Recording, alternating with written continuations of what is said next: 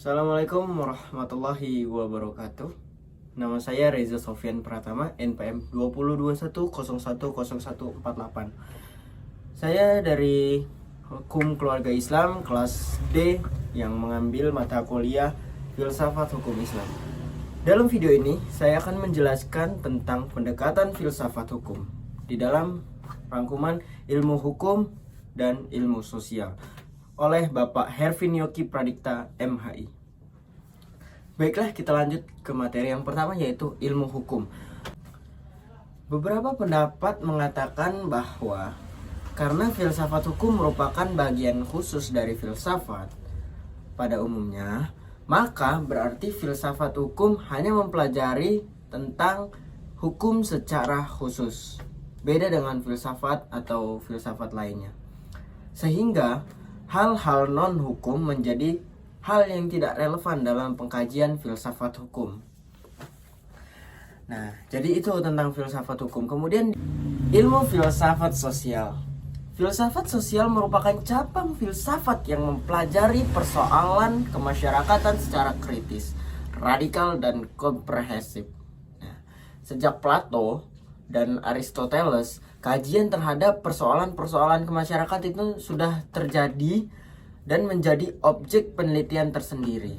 Nah, jadi sebagai filsafat hukum itu tunduk pada sifat-sifat, cara-cara, dan tujuan-tujuan dari filsafat pada umumnya. Nah, di samping itu, hukum sebagai objek dari filsafat hukum akan mempengaruhi filsafat hukum itu sendiri. Nah, jadi dengan demikian, secara timbal balik antara filsafat hukum dan filsafat itu saling berhubungan.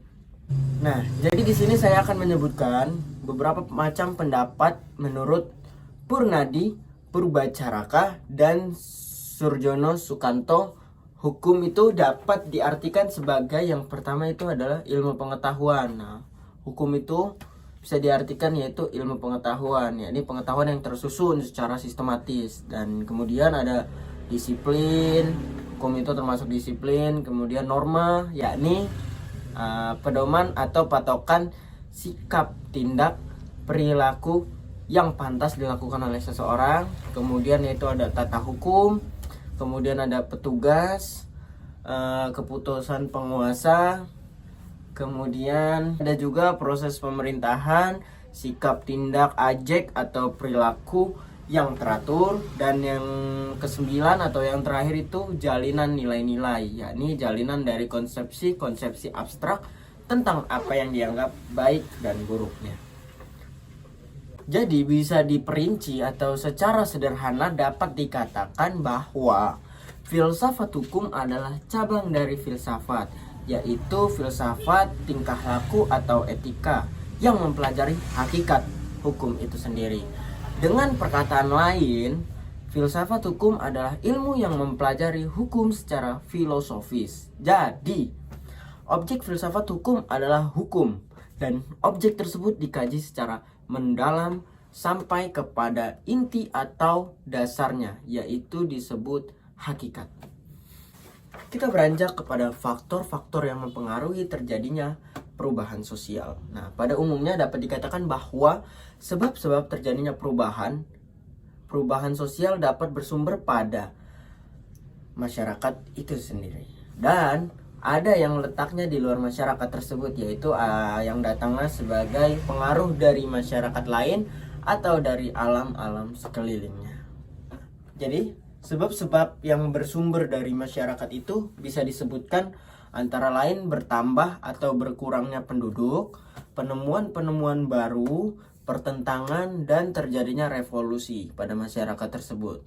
Kemudian perubahan sosial dapat juga bersumber pada sebab-sebab yang berasal dari luar masyarakat. Misalnya, sebab-sebab yang berasal dari lingkungan alam, peperangan, pengaruh kebudayaan masyarakat lain, dan sebagainya.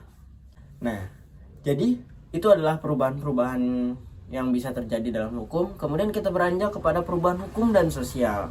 Proses terjadinya perubahan-perubahan pada masyarakat di dunia pada dewasa ini merupakan suatu gejala yang normal, yang berpengaruh menjalar dengan cepat ke bagian-bagian lain dari dunia ini. Antara lain, berkat adanya komunikasi modern seperti telepon, WhatsApp, Instagram, media sosial lainnya dengan taraf teknologi yang berkembang dengan pesatnya.